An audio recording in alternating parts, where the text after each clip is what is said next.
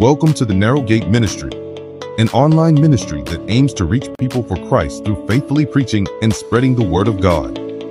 Because narrow is the gate, and constricted is the road that leads to life, and there are few who find it.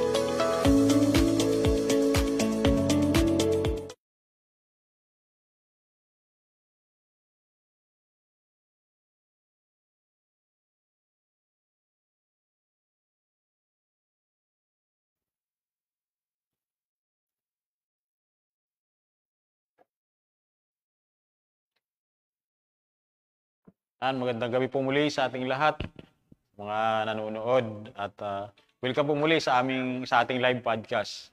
Pastor Ramil, magandang gabi po muli sa inyo. Magandang gabi uli, Pastor Derek. Tayo po ngayon ay nasa Apostolic Reformation Series pa rin. At kasampung bahagi na, no? Nasa ikasampung bahagi na po tayo. Ano na tayo, podcast natin. Okay, meron ba tayong ngayon po, Pastor, i-discuss ngayon? Halaga? Ngayon po ay meron tayong tatalakayin din na patungkol pa rin po doon sa mga katuruan po ni Butchal. Ni Pastor Wilbert Butchal rather. Sorry. So, meron po akong nakita na ilang clip po sa kanyang nakaraan pang sermon, siguro years ago, na ang title po ng kanya pong preaching ay Living in the Dimension of the Kingdom. Okay. Living in the Dimension of the Kingdom. Ano ba sa Tagalog yan? Tagalogin mo? Hindi po ako fluent sa hirap hirap intindihin eh. Pamumuhay sa dimensyon ng kaharian. Ano yung dimension? Parang yung dimension parang mayroong connotation ng ibang lugar, no? Parang mayroong ibang realm na hindi mo maunawaan. Ano dimension yan? Sige. Kasi ano po, yung pagiging born again, binabanggit din naman po niya dito.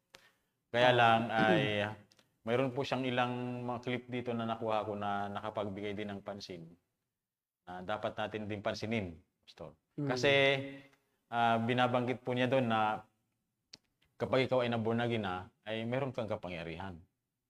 Meron kang may power. Ano yan? Kili-kili? Saan ba yan? Basta yung ganun po yung sinasabi niya, mayroon kang power na galing sa Diyos. Galing sa Diyos. Nagkakaroon ng kapangyarihan pala ng tao. Na nabuo na tao. Kasi yung Holy Spirit daw para tayong nagiging dynamite po. Dynamite. Binabanggit po niya dyan. Sasabog tayo niyan. Nagiging explosive po, Pastor. Yun. Sa kamay ng Diyos. Grabe, ano? Pero, Pastor, pakinggan po natin. Sige daw, pakinggan natin siya. Itong ating bida. Ano kaya po, tama po ba yung kanyang sinabi? Biblical po ba ito? Atin mo nang tingnan kung biblical ba talaga yan. Mayroong bahagi ang Diyos, mayroon din po tayong bahagi. Pag nagtagpo yung bahagi ng Diyos, nagtagpo po tayo, bahagi ng Diyos at bahagi natin nagtagpo, mga kapatid. Magiging explosive po ang buhay nyo. Magiging makapangyarihan ang buhay nyo. Yun ang sinasabi ng Bible, you shall receive power after that the Holy Ghost comes upon you. You see, when we start understanding, we live the principle that we understand. Okay. Tingnan natin, no? Acts 1:8 yun. Opo. Yung binabanggit po niya doon. Okay, basahin natin yan. But ye shall receive power after that the Holy Ghost is come upon you, and ye shall be witnesses unto me both in Jerusalem and in all of Judea, and in Samaria, and unto the uttermost part of the earth. Binanggit naman dito yung power eh. Power to witness. Ano? And ye shall be witnesses. So magkakaroon tao ng power na makapagpatotoo, makasaksi, no? Sa ebanghelyo. Opo. At sila'y makapangaran. Hindi naman power ito na para makapagpasabog. No? Terorista na tayo nito, no? Grabe pala tayo nito, no? Pag tayo pala na born again, pasasabugin din natin yung mga kuta ng mga kaaway. Matindi pala po yun. Wala namang ganoong nangyari. Yung mga mananampalataya nga, di mga nangaral sila, yun ang power. Yung pangangaral, yung power para makapamuhay ayon sa kalooban ng Diyos. Hindi nga po nila na-overthrow yung Roman Empire eh. Oh, hindi. Bago Kasi sila. ang Kristyanismo, it has nothing to do with politics. Opo. Tao na makasalanan ang pangangaralan, hindi yung mga leader lamang ng bansa para mabago ang takbo ng mundo. Hindi. Kundi lahat ng tao. At hindi guaranteed na yung leader ng isang bansa ay magiging Kristiyano kahit pangaralan mo yun. We don't have the power on our own to convert. Ang power pa rin ay sa Diyos pa rin. Tayo lang ay binigyan ng kapangyarihan na lakas ng loob para tayo ay hindi matakot na mangaral. Opo. Mawawala yung ating takot, mawawala yung saka bibigyan tayo ng kakayahan na magsalita tungkol sa Ebanghelyo. Kasi kita mo, nung hindi pa tayo mananampalataya, yung iba talaga ay hindi marunong magsalita. Pero pagka mayroon ka ng banal na espiritu, pinanahanan ka na ng banal na espiritu ay nagkakaroon ka ngayon ng kakayahan na yung ebanghelyo ay iyong maipangaral. Ito ba po, Pastor, yung tinatawag na boldness? Boldness, yun yung power. Nagkaroon sila ng boldness. Katapangan, kalakasan ng loob. Mm-hmm. Pero, Pastor, opo, salamat po din sa paglilinaw ninyo. Ano po. So, ibig sabihin po yung mga mananampalataya, hindi talaga kapangyarihan na makapagpasabog o ano pa man, na makagawa ng kung ano-anong mga bagay. Extraordinaryo, Yan. makalipad. Hindi tayo makakagawa ng mga bagay na galing kasi iyan doon sa little God doctrine, yung power. Opo. Iniisip nilang power sa Pentecostal Charismatic Apostolic Church. Ang iniisip nilang power ay yung power ng Diyos. Na pagka ikaw ay may banal na espiritu, magiging para kang Diyos na you can create something out of nothing. Gaya ng Diyos, sinabi niya magkaroon ng liwanag, nagkaroon nga. So in some way, pagka daw ikay naging mananampalataya, yan ang doktrina ng charismatic. Kasi ang charismatic teaching ay nasa apostolic doctrine din, no? So dahil nga nanlikain daw si Eva at Adan ay ayon sa wangis ng Diyos, yung wangis na iyon ay yung para ka ring Diyos. May power din. Di ba yung sabi nga ni Creflo Dollar, we are gods. We are little gods. So kung anong meron ng Diyos, meron ka rin. Kaya nababanggit iyan, no, from time to time yung salitang power sa mga pangangaral dahil may pinag-uugatan siya. Opo. Na may doktrina ng little gods doctrine. Ang tao ay nagiging Diyos din. So, kaya ang tao daw powerful. Sila Adam and Eve, may power talaga. Nakakalipad nga daw si Adam and Eve. Nakakapunta nga daw buwan, sabi ni Benihin. Nakakalipad din daw, gaya ng ibon. Nakakasisid din sa dagat. Matindi. Oo, parang isda. Kasi sabi ni Benihin, binigyan sila ng kapamahalaan. Paano mo daw pamamahalaan ang mga ibon kung hindi ka naman makakalipad? Di ba? Paano mapapamahalaan ang mga nilalang ng Diyos? Buwan, hindi ka nakakarating doon. Kaya si Adan daw at Eva may power. At yun ay dahil sila ay Diyos din. Ngayon, nung magkasala, i-give up daw nila ang power, ibinigay kay Satan. I-give up? Give up yung power. Nakuha ni Satan yung power. Kaya hindi na makakapakialam ang Diyos sa mundo dahil si Satan na ang hari. Dahil dapat sila ang tao. Kaso nga, ay kanilang ibinigay kay Satan yung kanilang power na yon. Kaya pag ikay na born again, babalik yon. Yan. Ibabalik po ni Satan. Oo, ibabalik ni Satan. Siyempre, di ba kaya nga sila nagtatali kay Satanas, di ba? I-rebuke nila. Kasi nga kaya na nila dahil ibinalik na uli ni Satan sa kanila. Wala na. Nadaig na nila si Satan. Pero patuloy pa rin panalo si Satan sa kanila. Dahil hindi naman talaga umaalis. Balik ng balik eh. Parang ano lang eh, nare-relieve lang ng kaunti. Saka sila ay, yung pating mga curses sa kanila, ni Satanas, yung mga mayroon pang breaking the bondage. Kaya hindi pa ganap na natalo nila. Kasi ba't nag-break pa sila ng bondage? Kahit na Kristiyano na, baka pagka siya inalihan ng parang Jezebel spirit, baka nung unang panahon ay meron kang kamag-anak na witch. Kaya yun, bumabalik yun.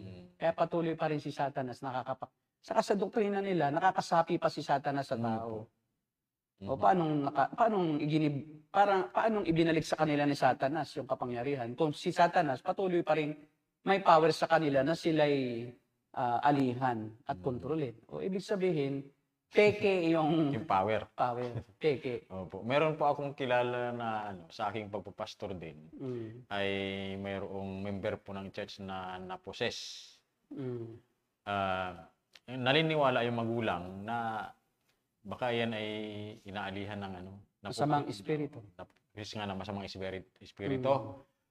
Sabi ko, yan ay Kristiyano na, wala nang kapangyarihan ang evil spirit sa kanya. So sabi naman, baka po pastor, mahina yung kanyang faith. Kaya nadadaig ng evil spirit, kaya napuposes siya. So ibig sabihin po, mahina po ba? Mayroon bang Kristiyano na mahina ang faith at nadadaig pa? Kaya pa siyang iposes ng Kaya pa siyang iposes ng evil spirit? Kasi pag ang isang Kristiyano pinanahan ng Espiritu Santo, hindi naman na siya yung may kakayahang pigilan ang masamang espiritu. Kundi yung tinanggap niya, yung banal na espiritu ang makapangyarihan para hindi na manahan sa kanya naman ang masamang espiritu. Tingnan mo naman sa unang Juan 4:4. Yan naman ang sinasabi ng Bible, no? Hindi ang tao na naging isang mananampalataya, born from above, indwelt by the Spirit of God, has overcome the world. Linaw naman po. Yes, and cannot be defeated by Satan or cannot be possessed by the demons. Pakinggan mo. Sabi dito, mga anak, kayo ngay sa Diyos at nangapagtagumpayan ninyo ang mga huwad na propeta, sapagkat ang mga espiritong nasa inyo ay mas makapangyarihan. Ang espiritong nasa inyo, dumami na. ay mas makapangyarihan kaysa espiritu na nasa mga makasanlibutan. Diba laging ang mga false teachers ay laging acquainted or lagi silang kasabayan ng mga masamang espiritu. Kasi yung masamang espiritu, Sinusundan nila. Sinusundan nila. Yung masamang espiritu ang nagbibigay ng maling katuruan sa mga false prophets. Kaya nga hindi nila mapagtagumpayan ang evil spirit na aalihan sila. Kasi hindi pa naman talaga sila sa Diyos. Wala pa namang banal na espiritu sila.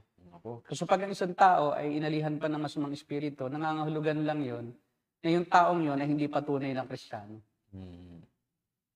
Kasi malinaw na hindi na pwedeng madaig, no? Ng evil spirit na nasa mundo ang tinanggap natin. At walang iba kundi iyon ay ang banal na espiritu. Higit na makapangyarihan ng banal na espiritu. Hindi pwedeng manahan sa isang tahanan ang Diyos at ang demonyo. Ang banal na espiritu at ang masamang espiritu. Ano yun? Talagang maglalabo-labo sila sa loob. No? Hindi papayag ang Holy Spirit na makatira din sa kanya, kasama niya. Pero mo kasama niya yung evil spirit. Magkaribal sila eh. Mabiruin mo. Para yung liwanag at dilim. Kung saan naroon ang liwanag, walang dilim. Kung saan naroon ang banal na espiritu, wala roon ang masamang espiritu. Di ba? Kaya inconsistent. Dahil palpak ang doktrina nila. Kasi nga, evil spirit din ang nagturo sa kanila ng maling doktrina. Evil spirit. Dito sa mga pastor, sa mga ibang evangelical churches, may mga ganyan po pong belief na nahawahan na rin po sila nitong Pentecostalism. Naniniwala na rin sila na mayroong pastor na nag-cast out. Kinas out po yung isang sabi Christian daw. Siguro kayo po, pastor, nakaranas din ng ganyan na kapag cast out din po ba kayo? Nung ako ay hindi pa reform, nung hindi pa ako malalim sa kasulatan, at hindi yung kasulatan lang ang aking pinaniniwalaan, naniniwala din ako sa sabi-sabi kasi. Yeah. Kasi sabi-sabi ng ibang pastor na mayroon din daw na alihan din na member. Kaya naniniwala din ako noon. Kasi nga hindi ako sola scriptura noon. Opo. Kaya ako'y nakapagpalayas din ng demonyo. Sa mga miyembro, nasapian. Yung pala may epilepsy. Kasi may isang member na nangisay. Opo. So, sa harapan ko. Di akala ko yung evil spirit. Sabi nung nanay, may epilepsy po yan. Pinagbintangan mo patuloy yung evil spirit. Kawawa naman. Di ba? Na may evil spirit yung tao. Kaya lalo ng kawawa. Kawawa yung tao. Kawawa yung tao. Yung pala may sakit. Double black eye. Double black eye. May sakit na, may evil spirit pa. Iyon. Kaya siya ay lumong-lumo, hindi niya alam kung ako ba talaga ito na Kristiyano, ba't may evil spirit pa ako? Nagda-doubt tuloy po siya sa kanyang salvation. Nagda-doubt tuloy. Kaya parang nakatanga na lang yun. No? Hindi na makapag-isip ng mabuti, ng maayos. Apektado ang emosyon. Mayroon pastor na na nag-cast out siya tapos nahimas-masa na yung kinas out niya. Umalis na niya, lumayas na yung nagposes sa kanya. Tapos sumakay siya ngayon ng bangka kasi tumawid po ng ilog. Mayroong isang kabataan na nagsalita daw. Sabi raw nung kabataan, akala ninyo nandyan pa yon. Sabi niya, ay, naku, yung evil spirit nandun. Kabataan na, estudyante. Naroon pa yun. Nandun na niya. Nandun yung Holy Naniwala Spirit. tuloy. Naniwala. Naku, sabi. So, yung mga ganito po ba, Pastor, ano ang tawag sa mga ganyang paniniwala? Belief. Mysticism. Mysticism, animism. Opo. Ang animism ay paniniwala na mayroong sumasapi ng mga espiritu sa mga bagay-bagay, pati sa tao. At sila may power sa kanilang sarili. Animistic. Diba? Kaya sinasamba ng mga animistic na mga tao yung nature. Kasi akala nila may espiritu sa bato, may espiritu sa puno. Aba? May espiritu. Animism. Ang mysticism naman, yung pag hindi nila kayang maunawaan, mystical siya. Pagpapalagay nila na ang isang bagay na iyon ay may espiritu. Mystical power. May power iyon. Is kasama sa mysticism, yung mga pendant, yung mga quantum, spiritualism. Yun, ano tawag dyan? Spiritism. Ayan, Spiritismo. Na ang spiritismo ay kabilang dyan yung mga albularyo, yung mga manghuhula, na mystical din. Ang ibig sabihin ng mystical, hindi mo siya kayang ipaliwanag sa sarili mong pag-iisip. Hindi normal sa karaniwan. Kaya mystical, hindi kayang mystic, hindi kayang maunawaan sa isip sa isipan mo. Kaya pag hindi maunawaan, pag hindi ka sa Bible nagtitiwala at sa mga bagay-bagay, ay makokontrol ka talaga ng demonyo. Isipin mo na may power ako. So, nanggagaling ang power ko dito sa pendant na ito. Kasi may kakaiba ito. Hindi ko kayang explain, pero nararamdaman ko kuno na mayroon siya talagang power. Yan. Nakadepende pala po sa pakiramdam. Ang mysticism, animism, saka spiritism ay more on feelings, emotions lang. Ang pinagtitiwalaan nila, yung emotion, hindi ang Bible. Pero Pastor, ano po, meron kasi mga grupo dati pa, na sila yung may mga anting-anting, na naniniwala sila na hindi sila tinatabla ng balay. Parang na-feature po ito sa television years ago, ilang taon na nakakaraan, at talagang matatapang po sila. At nagkaroon yata ng hindi magandang nagkaroon sila ng kaso, at sila po ay pinuntahan ng otoridad. Yung kay itong tawag dito, Ruben Ecleo. Hindi po siya, bukod po doon, Pastor. Bukod pa doon. Opo. Mga armado sila eh. Kulto naman yun. Opo. Kulto. Ayun. Doon napatunayan na hindi talaga umepekto yung kanilang anting-anting kasi namatay sila lahat. Occultismo. May mga sila, mga kwintas, may mga pendant po sila, Pastor. Naniniwala sila na may kapangyarihan behind that Demonyo 'yon. Ang demonyo, ang kanyang power lang ay nasa pandaraya. So dadayain ka na may power ka pero hindi totoo. Opo. Papapaniwalain ka na merong kang kakaibang lakas pero hindi totoo. So it's all in the mind na control kasi nila ang mind ng demonyo na sinisinungaling siya na buhatin mo, kaya mo yan. Pero failure kasi hindi totoo. Kasi ang demonyo is the father of lies. Siya ang ama ng kasinungalingan. So papapaniwalain niya ang isang tao through rituals na mystical na mga activities na pagka ginawa niya ito, pinaglingkuran niya o nag-ano siya, nag-orasyon siya, magkakaroon siya ng kakaibang power. Pero hindi totoo yun. Lagi yung mabubulgar na hindi totoo yung kanyang pag-aakala na siya may kapangyarihan.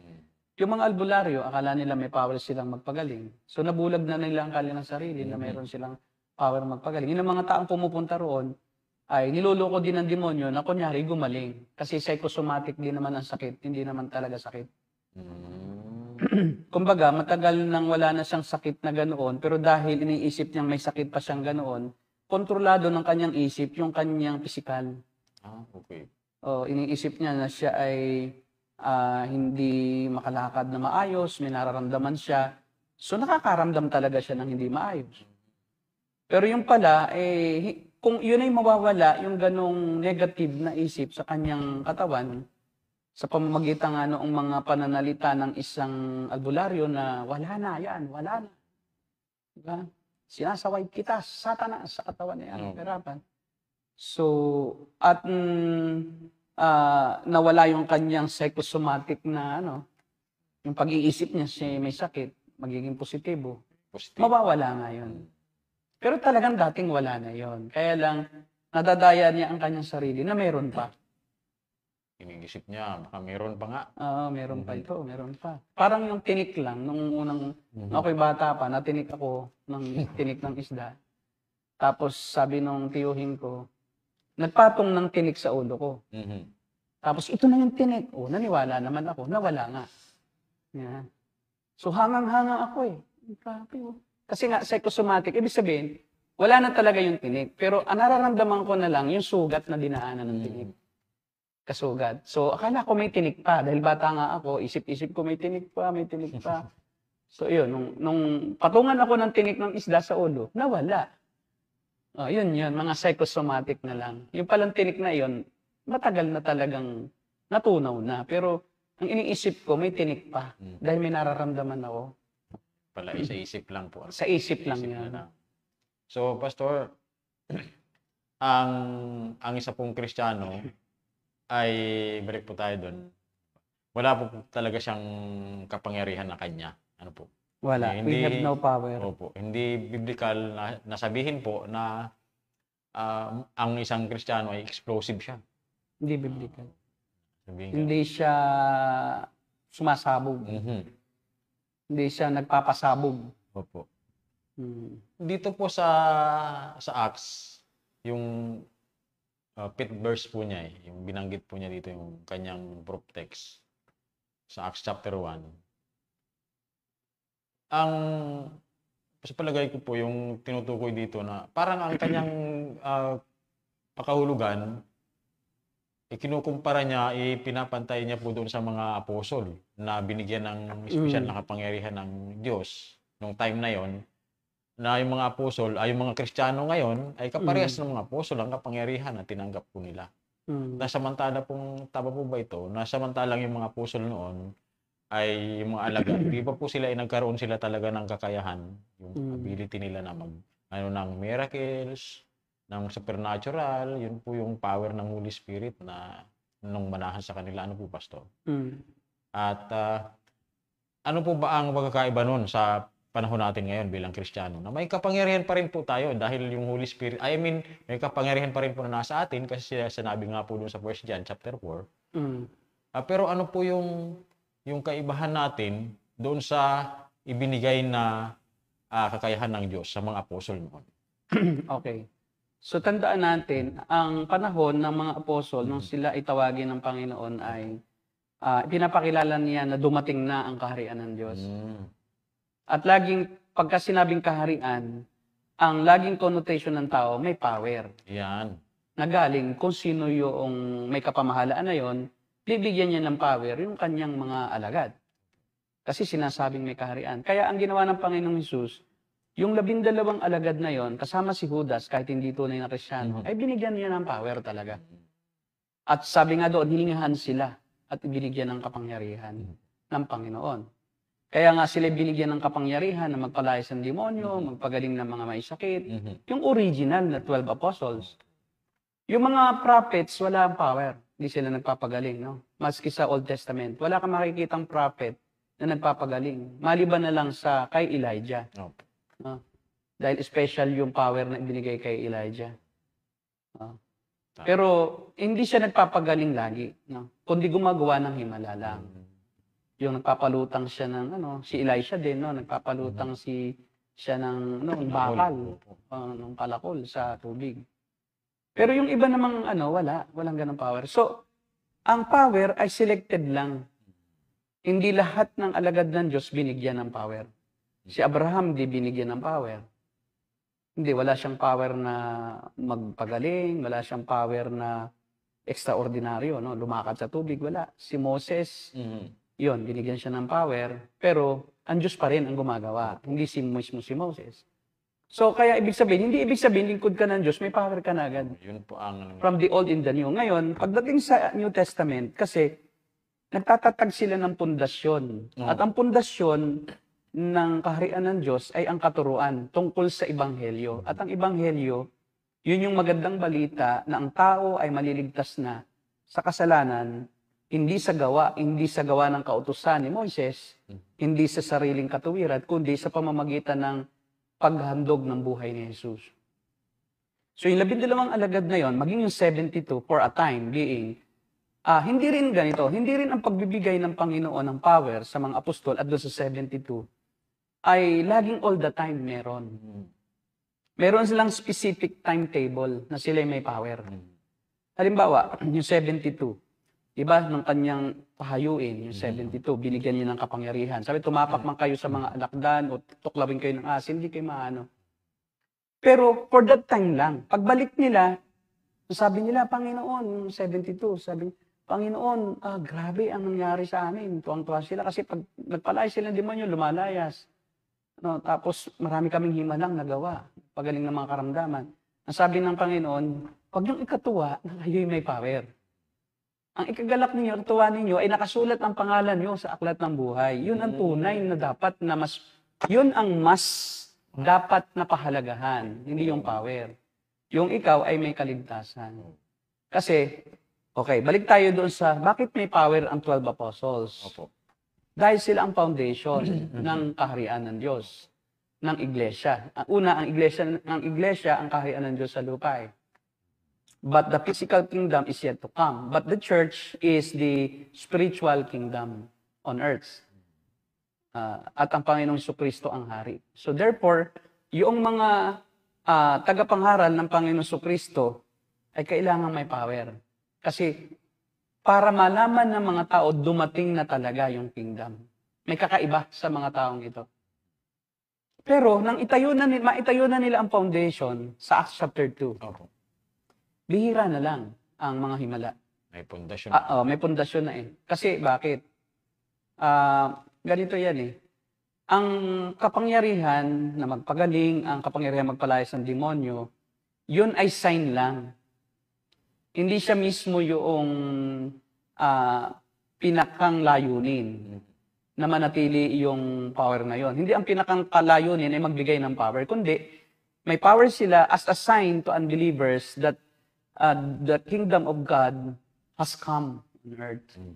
And while they were building the foundation, which is yung teaching about the gospel, yun ang foundation eh. Kung paanong nung una ay naghahandog ng hayop, ngayon ang handog na si Jesus. Hindi na kinalugdan ng Diyos ang mga handog ng hayop at haing hayop, kundi mismong ang handog ng anak ng Diyos at ang kanyang dugo mismo ang naging daan upang mapatawad yung pag-sasakripisyo niya. Ngayon, habang itinatayo nilang foundation ng kung paano ang kaharian ng Diyos, kung paano ang sanctification, tayo inampon, yung mga doktrinang yan, unti-unting nawala na yung power. Kaya mapapansin mo, doon sa Gospels, nakakagawa sila ng himala. Nakakalakad din sa tubig. Si Pedro nakalakad din through the help of the Lord Jesus Christ. And of course, lahat ng mga apostol, ang sabi doon, ay talagang implied na binigyan ng power kasi hiningahan sila ng Diyos, ng Panginoon Jesucristo. Special iyon sila lang. At ang power at yung performance of miracles is only a sign gift to the world as a sign, no? As a sign that truly the kingdom of God has begun on earth.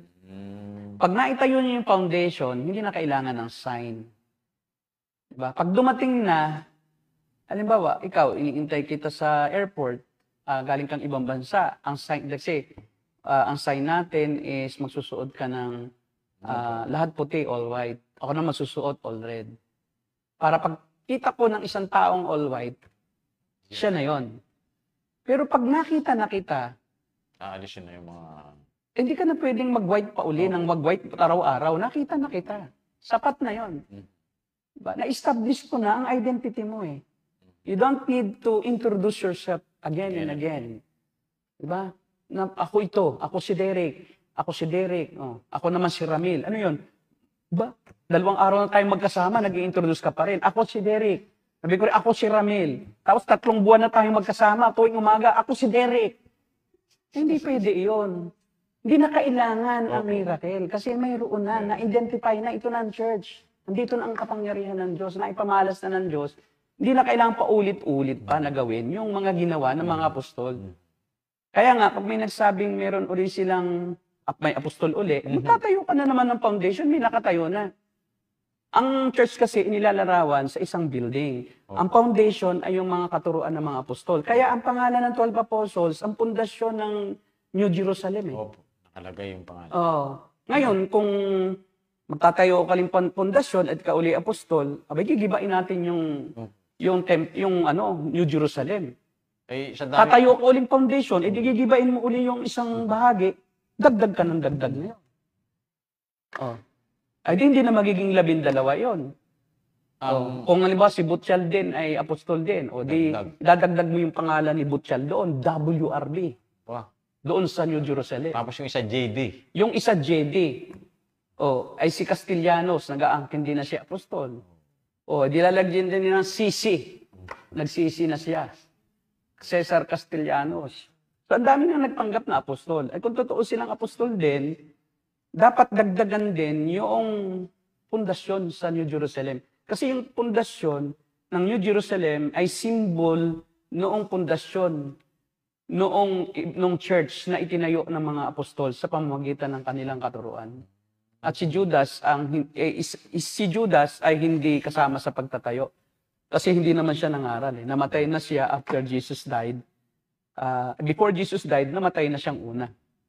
Kaya I do believe si Paul ang isa doon. Ang pangalan ni Paul ang nakasulat doon sa isa.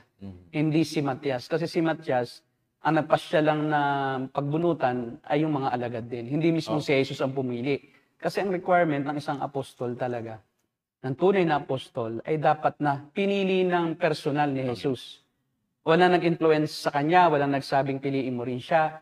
Personally, siya ang nag-design. At si Paul, personal na siya ay pinili ng Panginoong Jesucristo doon sa daan papuntang Damasco. Sa Acts chapter 9 ng Acts. So, hindi po pwede na ang isang apostol ay self-proclaim na ako lang ang nagsabi, na ako'y apostol na. Hindi pwede iyon. Sino ngayon ang pumili sa'yo? Hindi mo pwedeng sabihin, si Jesus. Paano mo nakita si Jesus? Nanaginip ako kagabi. Diba?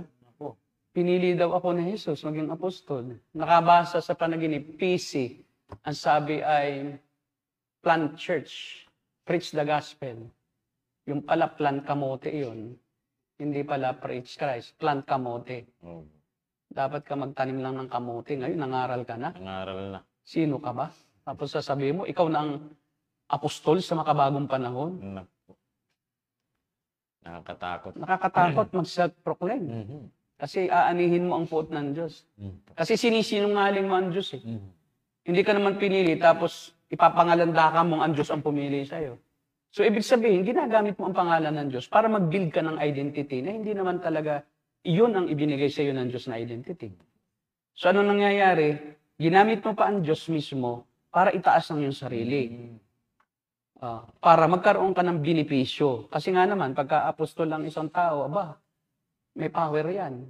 Sa isip lang. Wala namang Sa isip lang pala. Kasi wala naman talaga silang magawa. Kita mo nung pandemic, itong Wilbert Butchal. Sabi niya doon sa isa niyang preaching habang pandemic, alam niyo pagkatapos ng pandemic na ito, magkakaroon ng new normal. At ang new normal ay ordinaryo na lang na pangyayari ang himala, ang pagpapagaling, magiging ordinaryo na lang yan. Yung mga supernatural na mga abilidad na meron ang mga Kristiyano, normal na lang. Bakit hindi mo gawin normal nung pandemic? Doon nga kailangan yung pagpapagaling. At kailangan palipasin ang pandemic. So, ang mga bulaang propeta kasi is gumagawa ng paraan para ma-justify yung kanilang maling katuruan. Nagpapahinga daw ata sa paggawa ng himala ang Diyos nung panahon ng Napapagod na. Talaga namang para wala silang pinagkaiba niyan sa RC. Namamatay ang Diyos tuwing Biyernes Santo. So napagod ang Diyos kaya nagkaroon na ng pandemic. Hindi na makapagpagaling, no? Wala na ng power. So kaya pagkatapos na lang ng pandemic magpagaling. Doon pala po nila doon pala po nila kinuha yun itong idea na ito, kaisipan na ito ni Butial, katuruan na ito, na may kapangyarihan ang mananampalataya. Kaya may kapangyarihan din siya magpagaling. Yes, kapangyarihan magpagaling, manalangin at matupad yung pinanalangin, may kapangyarihang magpayaman at sa pamamagitan iyon ng pagbibigay sa kanya. Yun. Bilang Melchizedek na may taglay na anointing ni Melchizedek. At ayon sa katuruan nitong si Butial ay yun daw tinapay na dala ni Melchizedek na ibinigay kay Abraham ay symbol daw iyon ng salita ng Diyos. Kasi daw ang salita ng Diyos ang tinapay na pagkain ng kaluluwa.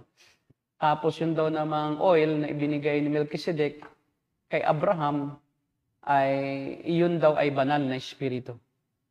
Dahil sa New Testament, ang banal na espiritu, ang simbolo ay oil, anointing. Kaya may anointing. Ngayon, dahil si Melchizedek ang nagbigay ng salita ng Diyos at ng Holy Spirit, anointing kay Abraham, kailangan si Abraham magbigay ng ikapo.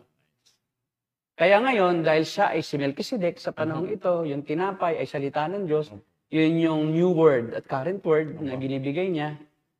At siya din ay nagpapamahagi ng espiritu, kung sino daw ang kanyang bigyan ay magkakaroon.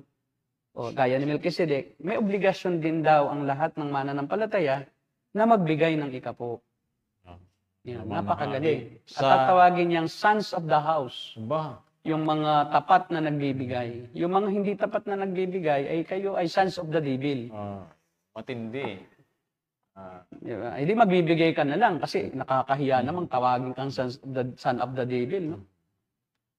Yeah. Kaya tuwang-tuwa. Mapipilitan po, Pastor. Mapipilitang magbigay. Kaya tuwang-tuwa ang mga pastor sa katuroang ito kasi sila rin makikinabang. Kasi pagka in-apply nila iyon sa miyembro nila, kikita sila. Direkta sa pastor. Direkta sa pastor. Kaya yung kanya lang is ang kanya is multi-level pero hanggang isang level. Opo. Yan. Kasi ang magbibigay lang sa kanya, ayun lang pastor. Hindi na pwedeng yung pastor na iyon mag-produce pa ng kanya ring apostol eh. Hindi na. Isa lang. So siya yung direct na apostol, yun lang pastor na papaniwala niya, yun ang magbibigay sa kanya ng tithes. Kinuha rin naman niya dito kasi di ba naturuan niyang manguha ng tithes. May 10% ako dyan.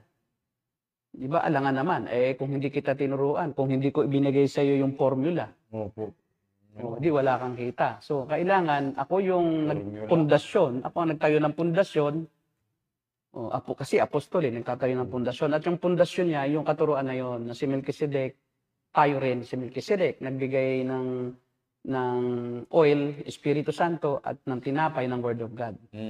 So, therefore, yung bibigyan mo, dapat magbigay. Anak mo siya ngayon. Matindi.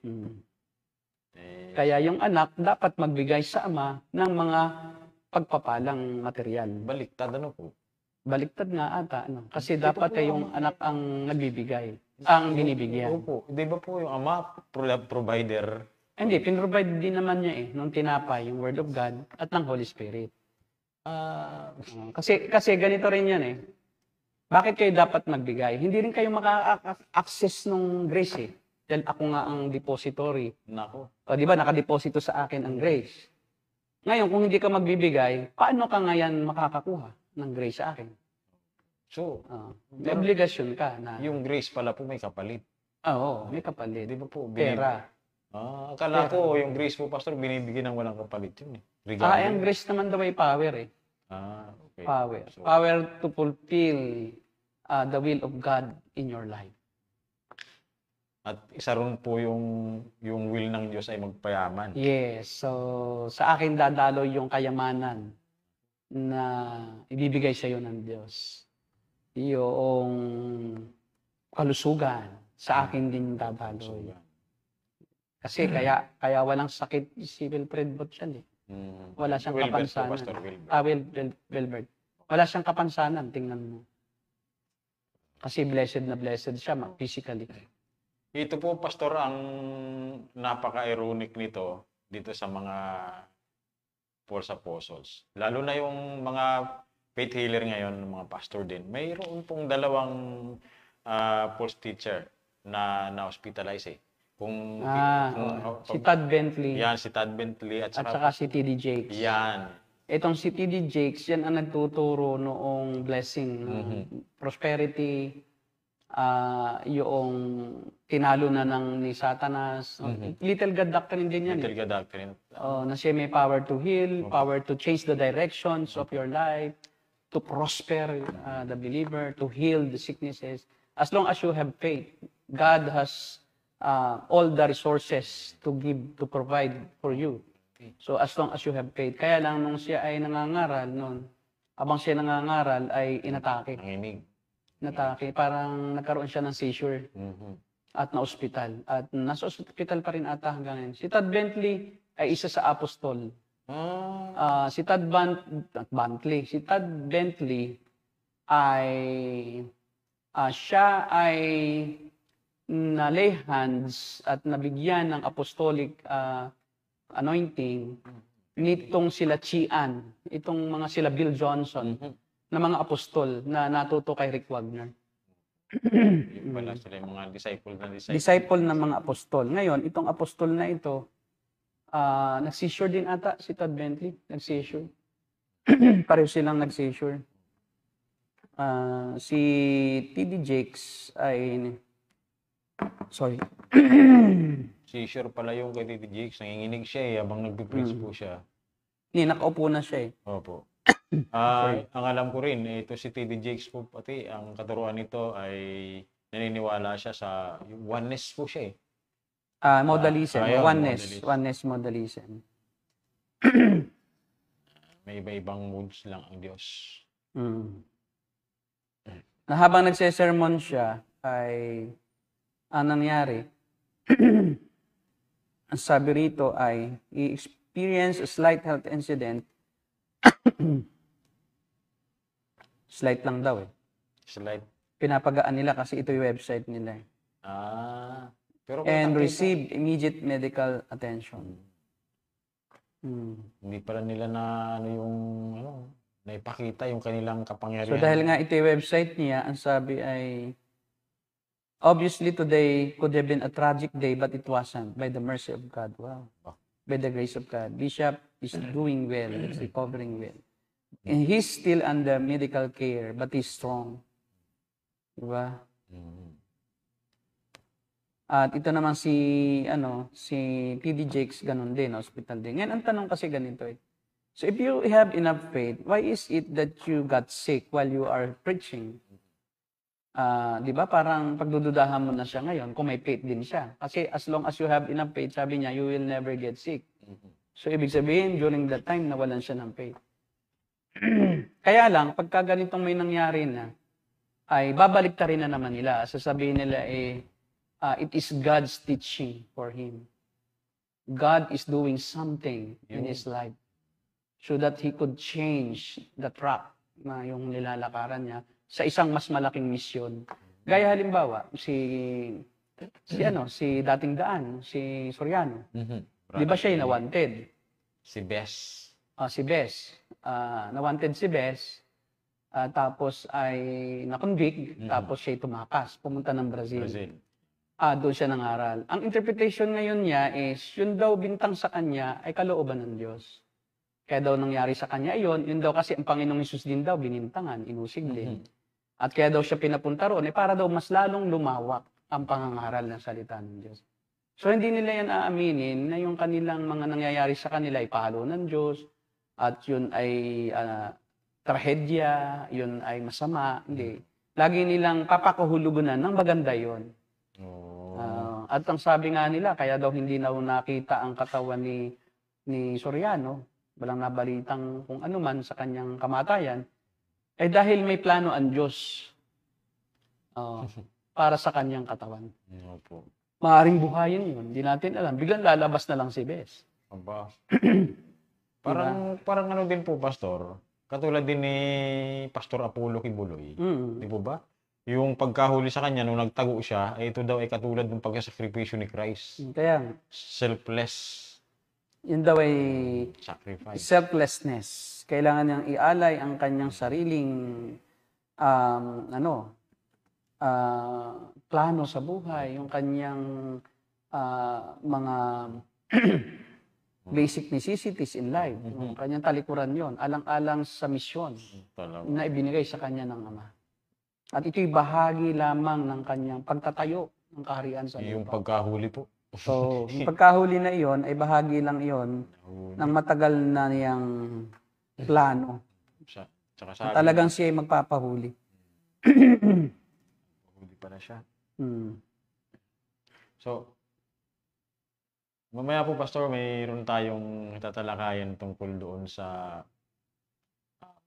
pahayag din ng isang grupo po ng mga pastors, no? Sige. Dito sa Manila. Pero mayroon po ako munang gustong linawin po. Kasi ito ay, I think doon sa ang kung di ko nalilimutan, doon sa kanyang video na pinanood po natin, mayroon pa rin po siyang tinatalakay na tungkol po doon sa yung Holy Spirit ay parang kailangang ibigay pero mananampalataya na yung mga Christian na. Yung dito po sa Acts na kaya bibigyan dahil tinatanong ni sino itong nagtatanong? Si Pablo, hindi pa ba kayo nabigyan ng banal na spirito? Parang ganito. Dito po sa Acts chapter 19 verse 1 hanggang 2, sabi dito, habang nasa Corinto si Apollos, tinahak naman ni Pablo ang iba't ibang dako ng lalawigan hanggang sa siya ay makarating sa Efeso. May natagpuan siya roon na ilang alagad at sila'y tinanong niya, tinanggap ba ninyo ang Espiritu Santo nang kayo'y sumampalataya? Tapos? Sa kanyang katuruan po, ay itong mga alagad na ito, Christian na sila, believers na sila, pero wala pa silang Holy Spirit. Bago pa lang sila bibigyan, tatanggap ng Holy Spirit. Kaya sabi dito, nagtatanong si Pablo, tinanggap na ba ninyo ang Holy Spirit? Kasi iyan ay mga alagad ni Juan Bautista. Opo. Hindi yan ordinaryong Kristiyano. Parang natalakay mo na po ito noon. Yan ay alagad ni Juan Bautista at hindi pa yan sumampalataya sa Panginoon Kristo. Kaya nga hindi sila sumasama sa mga Kristiyano. Kasi kung Kristiyano na iyan, dapat ay nakasali na sila. Opo. So nakabukod sila ngayon dahil inaakala nila ang may hawak ng totoong mensahe ay si Juan Bautista. In fact, kung tunay silang sumampalataya kay Kristo, aalis sila kay John the Baptist. Kasi si James at saka si John, they were former disciples of John the Baptist. Ngayon, nung ipinakilala ni John the Baptist ang Panginoong Jesucristo sa kanyang mga alagad, lumipat sila John and James at pinayagan sila ni John the Baptist. Kahit lumipat. Kasi ibig sabihin, sumampalataya sila kay Jesus. Itong mga ito, they believe in John the Baptist. They don't believe in the grace that the Lord Jesus Christ will bring to them. Ang kaligtasan na. Kasi ang mensahe ni John the Baptist, iba sa mensahe ni Christ. Ang mensahe ni John the Baptist is, magpabautismo kayo para sa kapatawaran ng inyong kasalanan. Para mapatunayan kayo ay sumusunod sa kalooban ng Diyos. The baptism, yung kanyang message. So, ang mga ito naniniwala kay John the Baptist. Kaya nga, wala silang Holy Spirit pa talaga na hindi pa sila pinananahanan. So, they are not Christians yet.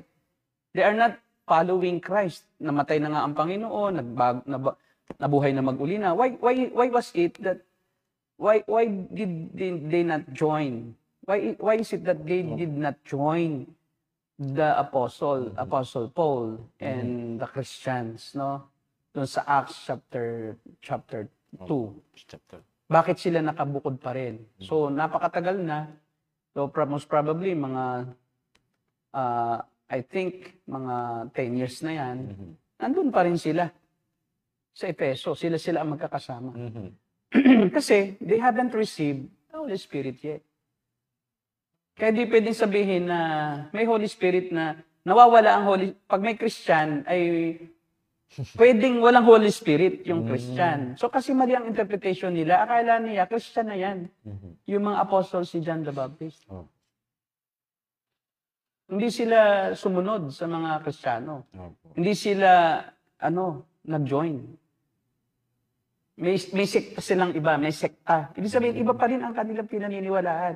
Hindi yung pinaniniwalaan ng mga apostol. Sila pala po yung mga Baptist. Mga Baptist yan. Yan yung sinasabi nilang bloodline. Bloodline. Ay, mga Baptist, wala pang espiritu. Pag hindi pa sila na ni Butyal. Kailangan yung mga Baptist pala, kailangan mabigyan muna ni Butyal ng Holy Spirit. So, dapat si Butyal ang kanilang sarcasm lang yan. Baka mamaya maniwala sa atin yung mga kaibigan nating Baptist. Sarcasm lang po yun. Sarcasm lang po yun. Kawawa naman pala mga kapatid natin. Kawawa naman ang mga Baptist. Wala pang Holy Spirit. Until na mamit nila ang apostol. Dapat mamit muna nila si Butyal. So malinaw na hindi sila alagad ng Panginoon Kristo. Alagad sila ni John the Baptist. Paano sasabing Kristiyano sila? Hindi nga sila naniniwala sa buong katuruan ng biyaya. Sila nangahawak pa rin doon sa pagtupad sa kautusan ni Moises. Sa self-righteousness nila. Di ba?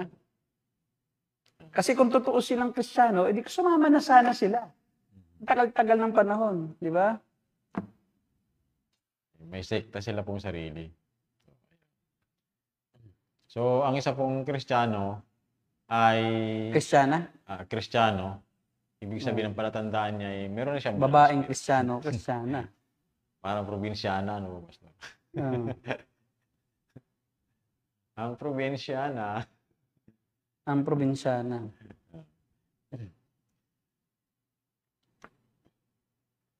Pastor, doon po sa sulat na na tatalakay natin ngayon. Sa ilang taon na yan? 62.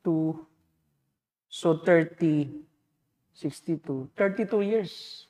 From Acts chapter 2, at saka Ephesians, yung letter of epistle of Paul to the Ephesians, 32 years. So, ibig sabihin, 32 years, itong mga apostle itong mga alagad ni John the Baptist, natiis nilang hindi mag-join sa mga Christians. Meron dahil ayaw nila sumali. Hindi nga sila naniniwala doon sa doctrine ng mga Kristiyano. Sila pala ay... Yan, no? Yung timetable. Pagpalagay na natin na 20 years, sabi ko nga 20 years, more than 20 years. Hindi pa sila Kristiyano. Kasi kahit ako, pagpareho ko rin naman, ba't di ako mag-join? At saka, alagad yun ng Panginoon Kristo. Di ba si John ay pinapangaral ng Panginoon Kristo? Ba't sila ayaw sumali? Ayaw nilang paniwalaan. So, mayroong indifference itong mga alagad ni John the Baptist sa mga Kristiyano. Kakaiba sila. Ang tingin nila, iba sila. Siguro may superiority complex pa tong mga to. Kasi pure-blooded Jews yan . Tapos itong mga nasa Acts chapter 2, may mga hintil. Nung mga aral itong mga nasa Acts chapter 2, may mga hintil na. Sa Acts chapter 10 pa lang, meron ng mga Gentiles, yung pamilya ng isang Romano na sundalo. Di ba? Centuriong Romano. Na pinangaralan ni Pedro, mga Gentile. So, ayaw nila marahil sumali dahil kami pure-blooded Jews.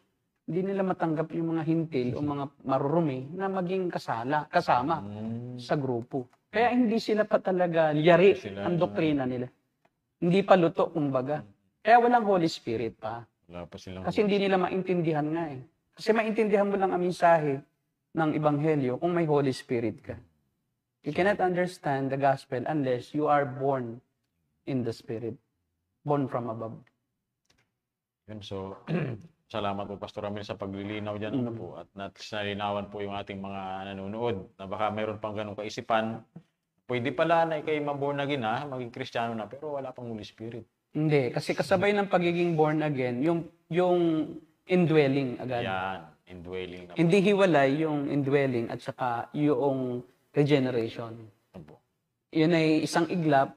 Once na ikaw ay mapanahanan ng banal na espiritu, may split second, maaaring millionth of a second na pagitan.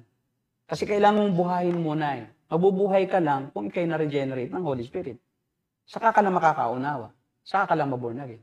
Kaya sa logical order of salvation, una muna, regeneration or indwelling na agad. Kasabay ng regeneration kasi yung indwelling. Yan ay one-time event.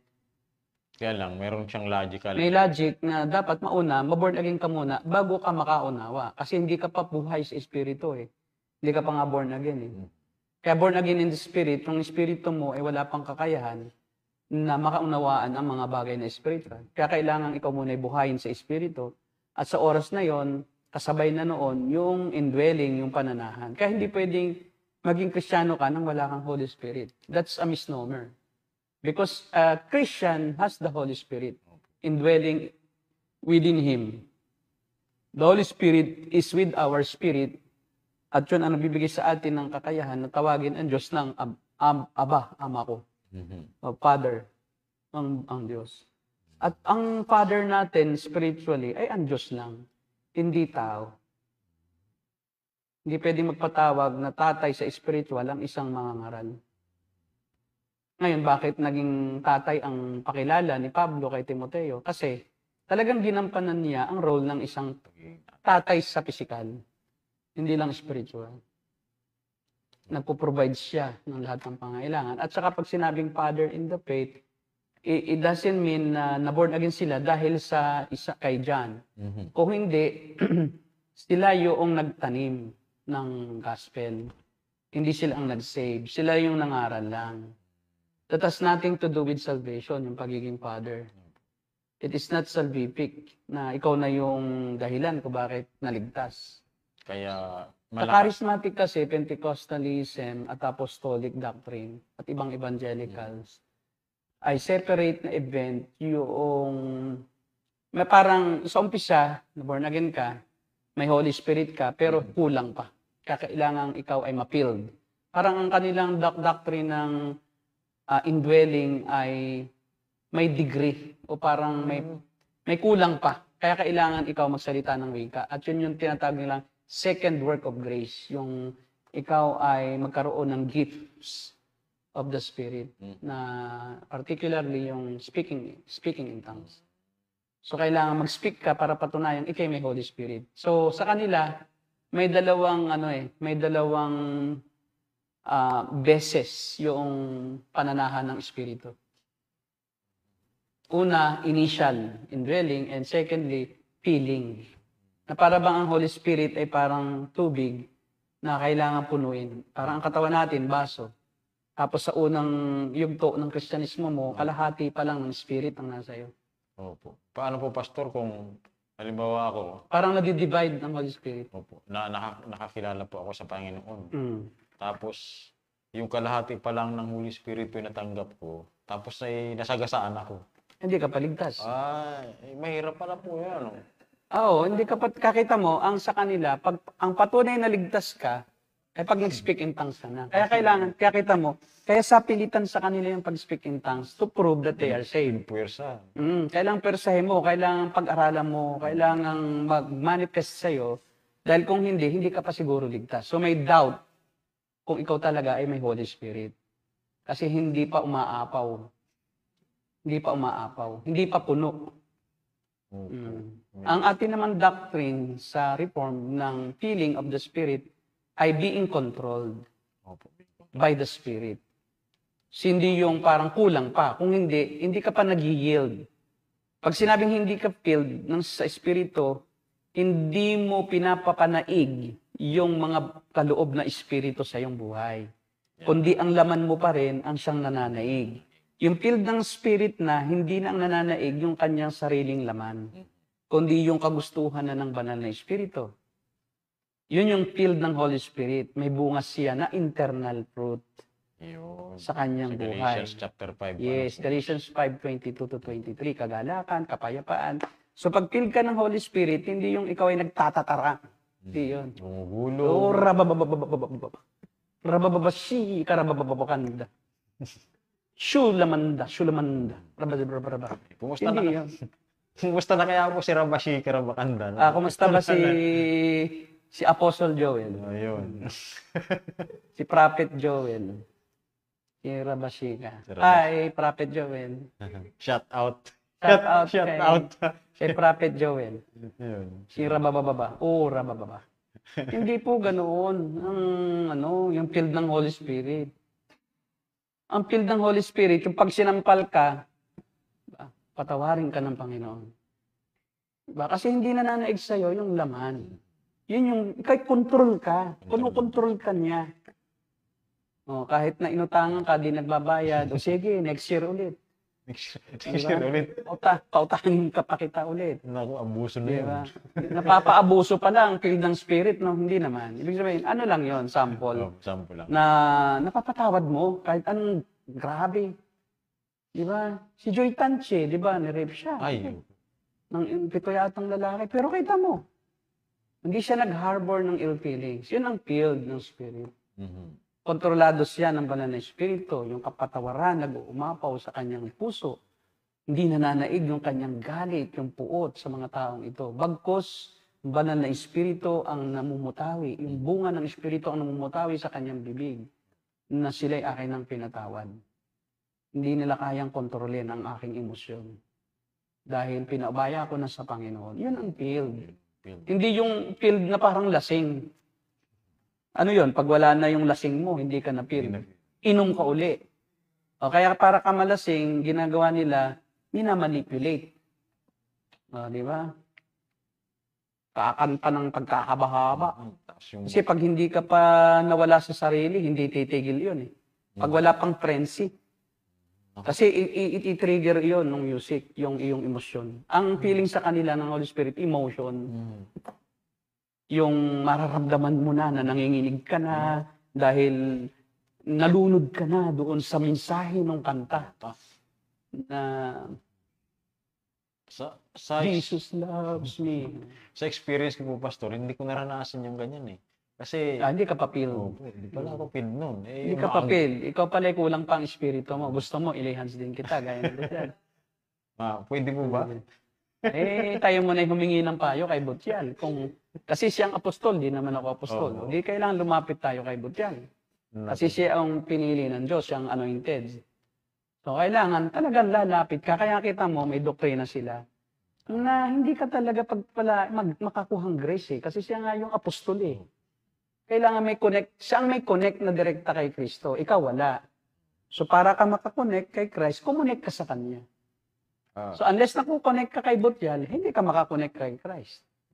May stopover nga, di ba? Sabi ko, Siya fixer siya.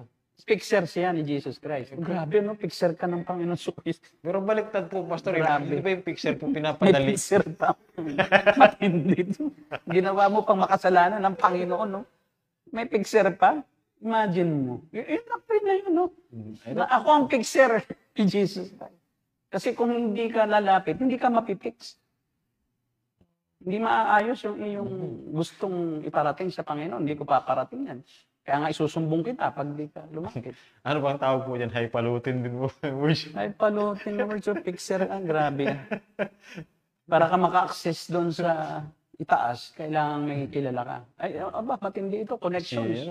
Connection. Kailangan may influence. Meron kang kilala na malapit doon. Fixer Para mo pala. madali ka talagang fixer talaga. Para Kasi, makadali. Pastor, magbibigay ka sa kanya. Oo. Yung direct, yung ano. May suhol, ano? May suhol. Ang tawag pala doon ay spiritual bribery. Diba? Spiritual bribery. Siyempre, kailangan mo usapin ka, magbigay ka. May bribe ka. Suhol. No? Oo, kasi pag wala hindi kita ilalapit. Hilo? Ako ang may access, tapos makakalapit ka, walang bayad. May spiritual bribery din. Sige ka, hindi ka magkakaroon ng grace. Oo, wala kang grace. Pag di ka nag-bribery, Pag di ka nag-bribe, there's no grace for you. Kaya, Di ka gagaling. Sige ka, baka mamatay ka na. Di ba? Kaya takot na takot yung pastora na na-stroke. Baka mamatay daw siya. mawala ang covering sa kanya. Oo, covering. Maglilik. Lilik. Kawawa na. Lulubog ka. Nawala yung covering. So, maglilik, mababasa ka. Mamalasing ka. Kaya huwag ka maniwala sa swerte. Malasin ka. O sige, ano pa yung... Grabe, ano? So, Habang hinuhukay natin, lumalalim.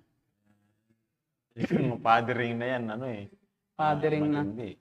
Kapag, yun nga, yung kanila po kasing nakikita ko dyan sa kanilang fathering doctrine na yan, baliktad. Tutuusin. Sa atin pong, yung kanina po ba nabanggit ko po, Pastor, oo, totoo na sila ay pinanggagalingan po ng grace na sinasabi nila. Pero dapat dapat sila mag-provide doon sa mga nasa ilalim nila. Sila pa yung nangunguha. Spiritual ang provision nila. Yung Spiritual. bread, yung word of God, at saka yung spirit, yung wine, yung oil. Matindi Yun lang ang kanilang parts. Yun ang kanilang- Ang part naman ng mga anak ay financial. In kinds, pwedeng GCash, pwede rin Maya, pwedeng bank transfer, pwede rin yun. Yan, di ba? Yan naman talaga eh. Pwedeng, talagang sobre lang. Sobre lang. Sobre. Yung Pentecostal handshake. Pentecostal handshake, di ba? May Baptist kiss. Baptist kiss na naman tayo. Baptist handshake. Cheque yun, pag Baptist handshake. Pag Pentecostal, cash. Pagtalbog po yung check. Pagtalbog ang cheque. Methodist, sorry. Wala, yan. Wala, yung mga Methodist nating friends. Ano lang po yun. Shout out po Shout sa inyo. out po sa mga Methodist. sa mga taga PCU. Philippine Christian University kay Pastor Padama. Sa mga classmates ko po dyan. Lagot ka ba? Lagot tayo. Ano lang po yun, Joe. Kailangan din naman po tayo tumatawa rin. Pagka po tayo lagi seryoso, madali po tayong mama. Madali po tayong titigil sa ministry. Kaya po dapat pag gusto nyo matagal pa tayo makapaglingkod, tumawa naman tayo. Hindi puro stress eh. Stress na tayo sa ating buhay, negosyo. Stress pa tayo sa ating buhay spiritual. Tawanan muna. Masaya rin dapat. Medyo light. Alam niyo Mas po. mayaman yun. Di ba? Hindi ka open ng bank account. Positive yun eh. Di ba?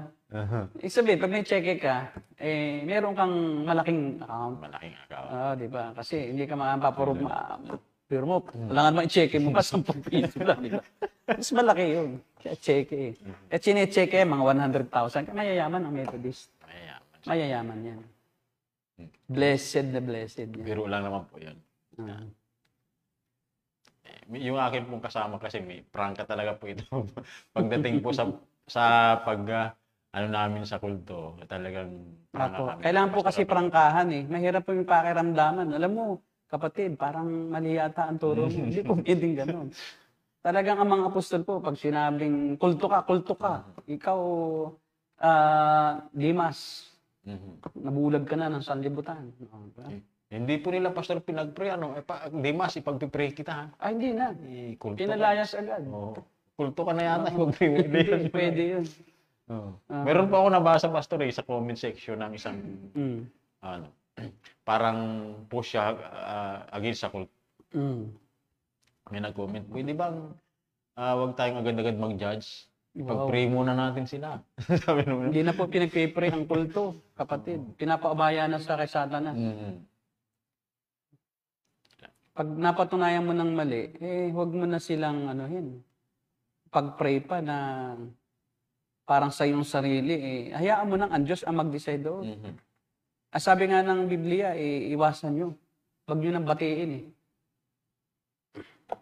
Pag may dumating nga sa inyong bahay na ibang turo ang dala, huwag nyo tanggapin sa bahay nyo.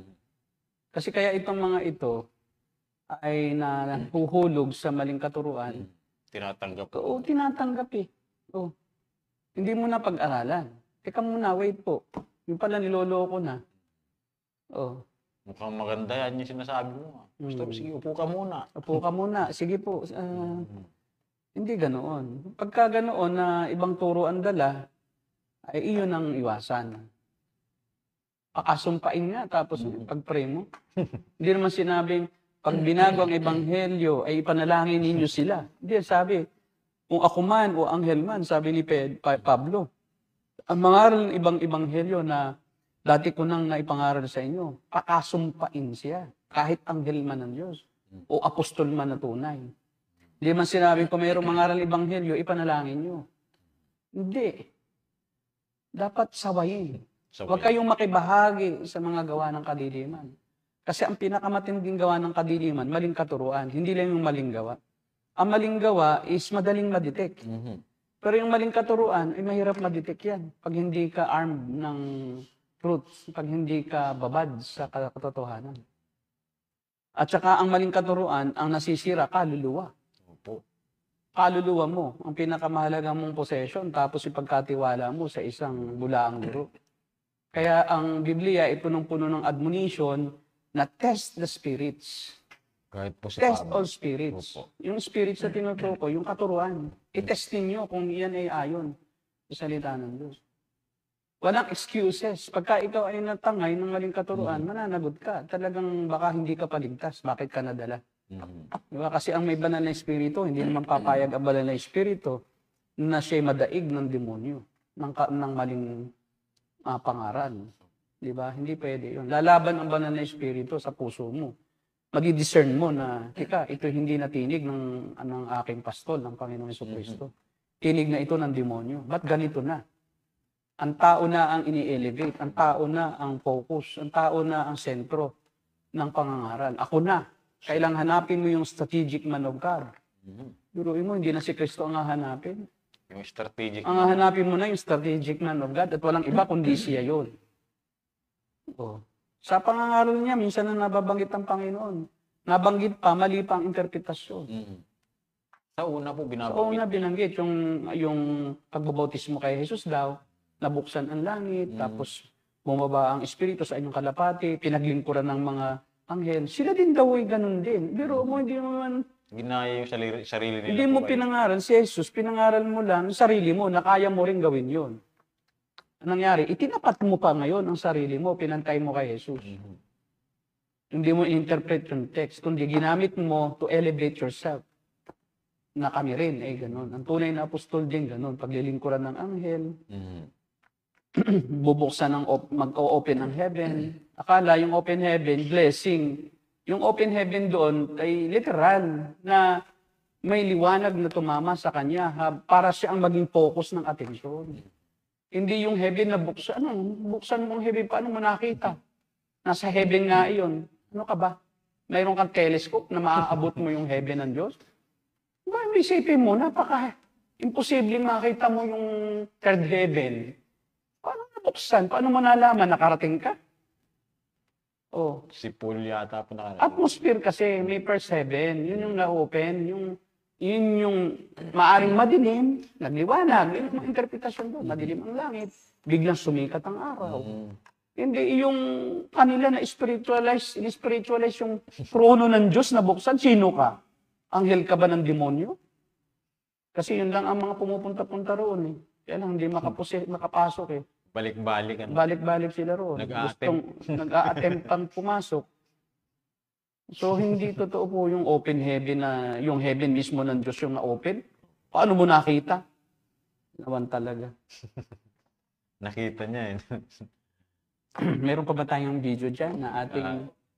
Siguro pa yung kadugtong yan. Masyadong mapangarapin tong mga to. Living what we understand, the Holy Spirit will come and make you a powerful person on earth. Why? Why powerful? Because the devil, who is the God of this world, has no hold on your life. Why? Explosive ho kayo, dynamite ho kayo sa kamay ng Diyos. Mapapaso ang demonyo sa iyo eh. Okay? Just like what the Lord Jesus did during His time, living on earth, 3.5. Sige daw, ulitin mo. May nabanggit.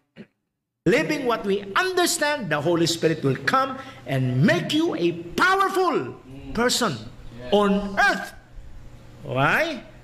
Why powerful? Because the devil, who is the God of this world, has no hold on your life. Why? Explosive ho kayo, dynamite ho kayo sa kamay ng Diyos. Mapapaso ang demonyo sa iyo eh. Okay? Just like what the Lord Jesus did during His time, Mapapasok pa living daw on ng earth, demonyo? Mapapasok daw po, mapapasok. Grabe ito. Kaya pala siya pinasok eh. O kasi kung talagang may power ka, ba't nagtatago ka? Nagtatago na yan sa mga Taguig Ministerial Association. Kasi yan pala, itong si Butyal, yan pala kinalos ang term ng isa kong nag-chat sa akin, na dating kasamahan yan. Hindi ko nabanggitin ang pangalan. Ang term nga niya ay kinalos na namin yan dito sa Taguig, kaya wala na rito. Kinalos. Kinalos. Salop, O, parang salop eh, parang si Fernando po. Puno na ang salop, kaya kinalos. Ibig sabihin, punong-puno na sila. O, tapos, nagtalo nga daw sila. Talagang literally, na pinaalis nila. Huwag ka dito. Kasi puro pera-pera na lang ang mangyayari dito. Alam mo yung mga yung nakausap niya na yung mga dating kasamahan niya na siya'y tinakwil, ibinan na siya diyan sa ministerial ng Taguig. Mga Pentecostal yan. JIN, kasamahan niya. Hindi gaya namin na reform. Hindi, talagang kasama pa niya. Imagine, no? Hindi nga siya natanggap nung kasamahan niya eh. O, tapos pupuntahan pa niya yung ang nangyari nga, yung kanila daw kalusin niyan, nagpunta daw sa mga probinsya, hindi nila alam, yung pala, marami na daw pala. At yan daw pala, talagang nangungulekta kahit hindi miyembro. Halimbawa, may church siya na yung pastor nagpaano sa SCB. Talaga daw direktang yung miyembro ng church na yon, nung kanyang nakuhang church, nung pastor na yon, pwedeng magbigay sa kanya ng direkta. Hindi na dadaan doon sa pastor. Tinatanggap niya. Kaya daw ang laki na ng pera niyan at ang sabi nga marami na daw nabiling sasakyan at saka bahay dahil daw sa pangungutong. Spiritual yan kasi, spiritual kotong yan. Spiritual na kotong. Kasi hindi mo miyembro, ba't mo bihingan? Di ba? Ganun naman ang mga kotong pulis, di ba? Hindi ka kaano-ano pero naghahanap ng butas. Ng mali. May violation. Violation ka, di ba? Sa halip na, ikaw ay maghihirap pa, tutubusin mo pa ito. Ba, ito ang halaga nito, 850. So, meron ng suggestion na magbigay ka na lang. Hindi naman direktang sasabihin eh. Kaya ito, pag nangaral ito sa church ng iba, hindi naman direktang sasabihin na siyang pinagmumula ng grace eh. Bakit ka pa nga naman magbibigay sa pastor lang na diretsyon niya? Ikaw naman ang pinagagalingan ng grace. Kasi yung pastor naman niya, sa kanya rin kumukuha ng access. Kaya kung malakas ang loob mo, di magbigay. Kaya sabi niya, dapat tanungin mo sa apostol ninyo, pastor ninyo, ano pong GCash nyo, pastor? So, ibig sabihin, tumatanggap yan ng GCash dahil hindi niya member. At itong Philippine for Jesus movement, ito ay, arm yan ng GIL eh. Ang si Brother Eddie Villanueva. Ang founder niyan. Ang nagpasimula ng Philippine for Jesus movement, PJM. So, mga karamihan yan, JIL, yung mga kasamahan nila. Nag-issue na pala ng statement ang Philippine for Jesus movement. Yan ay yan ay nationwide. Kaya for Jesus, movement yan nationwide. Among Pentecostal churches. Pastor, ano po yung nakapaloob dito? Ang nakapaloob diyan ay yung tinututulan nila yung tithing to spiritual fathers, yung Melchizedek anointing. Yung katuruan niyan is nasaan na yung pakibasa mo nga? Tingnan natin kung mababasa. Kung mapapalaki pa natin yan. Kayang palakihin, Brother RJ? Dito. Meron din dito. Ito yung statement nila at ang kanilang tinitira dyan ay si Butyal mismo. Ito po. Si Butyal po yan. Ito po. Okay, ito po ang sabi dyan. Bilis Wait lang. Meron ka bang na-save dyan? Basahin mo. Pakibasa mo. At ito yung official statement po, no? Ito po ay grupo, hindi po yan isang pastor. Opo. Kaya sinasabi nila na wala naman kaming nakitang mali. Eh, sino kayo para magsabing wala kayong nakitang mali? Eh, may nakitang mali itong napakaraming ito. Marami. Eh, ito yung napakaraming tao, napakaraming born again yan. Sila nabulag na kasi sila. Eh, ilan lang kayo? 10. O kumpara nyo yung ito, mga siguro ito, libo-libo ito eh. Miyembro nito.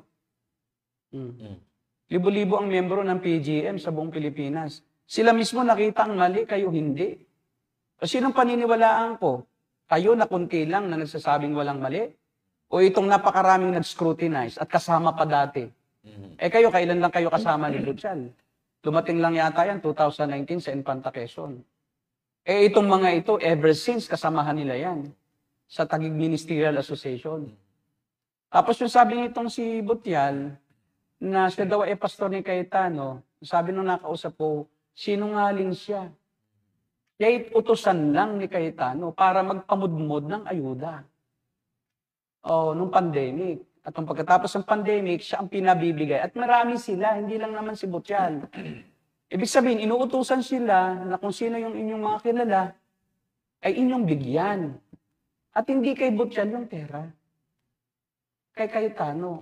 Oo. O anong sabi dyan? Ano ang position ng PGM? Sabi po dito, Ipakibasa.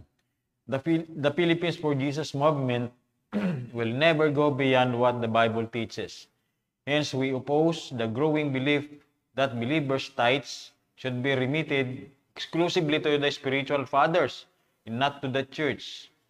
To elaborate our point, we would like to answer some questions that are frequently asked in relation to this topic. A, is it biblical for spiritual sons to pay tithes to pastors, daddies, fathers, and not to the church? Let us take a look at what the Bible says. Binanggit po dito yung sabi dito. The fathers are the one who ought to take care of and provide for the children. As Paul said in 2 Corinthians chapter 12 verse 14, New English Translation. Look, for the third time, I am ready to come to you, and I will not be burdened to you, because I do not want your possession, but you. For children should not have to save up for their parents, but parents for their children. So Genesis chapter 25, verse 5 to 6 also says, Abraham left everything he owned to Isaac. But while he was still living, he gave gifts to the sons of his concubines and sent them away from his son Isaac to the land of the east. So, kasunod pa, basahin ko pa. Dito po sa B, whose sons, children are we? Yan, nandiyan lang muna. Tingnan ko muna to, no? Bigyan natin ng diin. Uh-huh. Kasi ilan ba ang miyembro na churches ng Philippines for Jesus Movement? Yung mga taga-Infanta, 10 lang yata sila na pastor na churches. Diba? Yung Alliance of Infanta Ministers. Hindi po Parang natin... may 10 churches. Ipagpalagay na natin 20. Tadamihin na natin, dublihin. Pastor, ano po, yung alliance sa AIM, hindi po lahat doon ay member ng ECB. Ilan lang po kasi pastor. Kahit na halimbawa, 10 na lang, 20 sila. Tapos yung 10 lang ang naniniwala at nagsasabi na wala daw silang makitang mali. Ilan ba ang churches na involved sa Philippines for Jesus? Yung International Christian Faith Assembly, 20 churches yan. Jesus Christ is Lord, the churches, 35 churches. Jesus is Lord Church worldwide, 994 churches. Kinukondem na Jesus is Alive, 165 churches ang nag-condemn sa kanila. Jesus the Living Gospel International Incorporated, 19 churches yan. Jesus the True Vine Christian Fellowship International, 11 churches yan. New Life Church, 127 churches. Take the Nations for Jesus Global Ministry, 76 churches. Tapos Triumphant Church Ministries Philippines Incorporated, 20 churches. So more than 1,000 churches ito. Na kung yung 1,000 churches na yon, siyempre may tag-isang pastor, 1,000 pastor. Minsan sa isang church yan, 2 pastor, 3. So pagpalagay na minimum, mayroong 1,300 pastors. Ilan lang kayo sa Infanta? 10. Tapos sasabihin ninyo, Kami tama. Wala kaming makitang mali. Bakit itong mga ito may nakitang mali? Ano ba ang inyong kapasidad para pantayan ninyo itong ganito karaming pastor at makipagdebate kayo dito? At sabihin ninyo na, wala kaming nakitang mali. Mali si Corpus. Kasinungalingan ang pinagsasabihin nitong si Mr. Corpus na may mali raw ang katuruan ni Butchal. Ako nga mismo, kinontak ng ministerial head ng chairman ng ministerial ng Taguig. At sinabi, siya po ang nagbigay sa akin ito. Sabi nga niya sa akin, kami po meron ng statement, meron na kaming official statement, yung membro ng Philippines for Jesus. Sabi ko, pwede ko bang magamit? Pastor. Pastor, sige. Pwede mong ipakita sa video niyo. May pahintulot niya. Dahil po matagal na po yan na aming tinutulan. Ngayon, sabi nga lang niya na tama naman, hindi po naman lahat po ng churches na may organization ay pera-pera. Opo. Sa totoo lang po, kami naman ay tumutulong. Sila nga daw ay tumutulong. And I admit that, hindi naman talaga lahat. Hindi lahat. Sinabi ko naman, karamihan. Karamihan lang. At hindi sila kasama doon. Biruin mo, hanapin nyo lang sa internet yung Churches in Philippines for Jesus Movement. Ano kayo ngayon? Paano nyo ngayon tututulan yan? Yung mga libu-libong pastor na yan. Nakasamahan pa dati mismo ni Butchal, yung iba. Maglabas sila ng statement na public. Hindi, naglabas na rin sila. Ito ang kinokontra nila. Tama daw naman ang statement kasi nila, di ba? Mali daw ang aking sinasabi na mali daw ang katuruan. Na hindi daw mali ang katuruan ni Butchal. Yun po, Pastor. Ang problema, hindi nila masabi at wala silang statement po na nagpapatunay na tama yung ECB. Yun ang iniintay po namin. Hintayin po namin yung mga verses na inyong gagamitin para ipagtanggol na tama si Wilbert Butial. Direkta po namin pinapangalanan ang kulto kasi po hindi na dapat pong itago yan. Hindi tinatago. Ang kulto po ay hindi tinatago, binubulgar po ang kulto. Kasi yan po, masisira niyan, kaluluwa. Ang kanya pong dadalhin sa impyerno na maniniwala sa kanya, mananagot kami kung hindi namin yan sabihin. Kaya warning na po sa inyo, dapat sa Infanta, sa Bicol, meron daw yan eh. Meron po sa Baguio, meron din. Sa Quezon, Patnanungan, meron din. Yung pinupuntahan sa Patnanungan, itong Arnel Sol at saka Wilbert Butcha, ito, babanggitin ko na kasi nag-issue naman silang statement eh. Bong Pideda. Yun naman po yung naka-Facebook na sila eh. Nag-issue sila ng statement, nakapirma. Bong Pidida, yan po ang pastor ni Butial na coordinator sa Rial. O yung mga taga-Rial na churches, ito na po.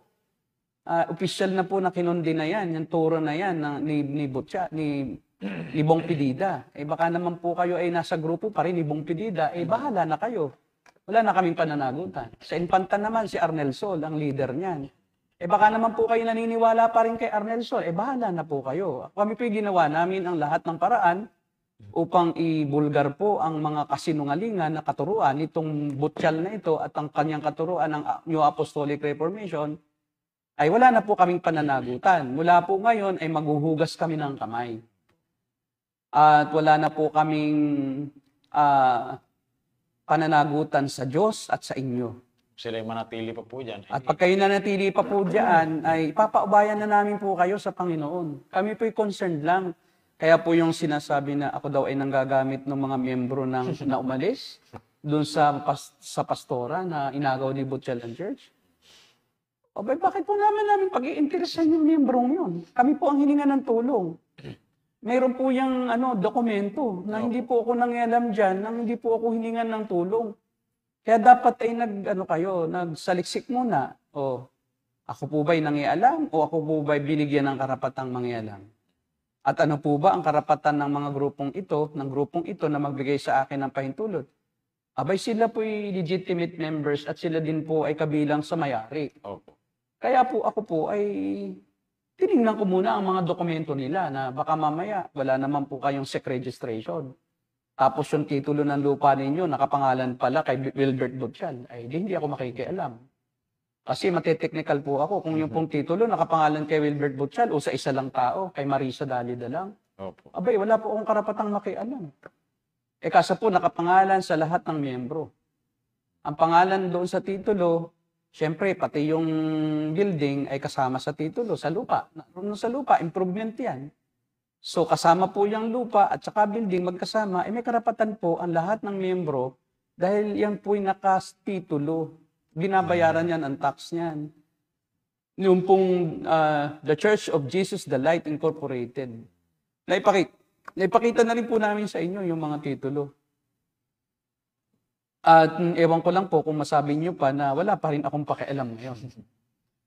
Sabi ko nga po, ako po ay dumalo din dyan. At ako po ang isa sa mga gumawa noong Mission and Vision nang nag-a-apply sila sa SEC.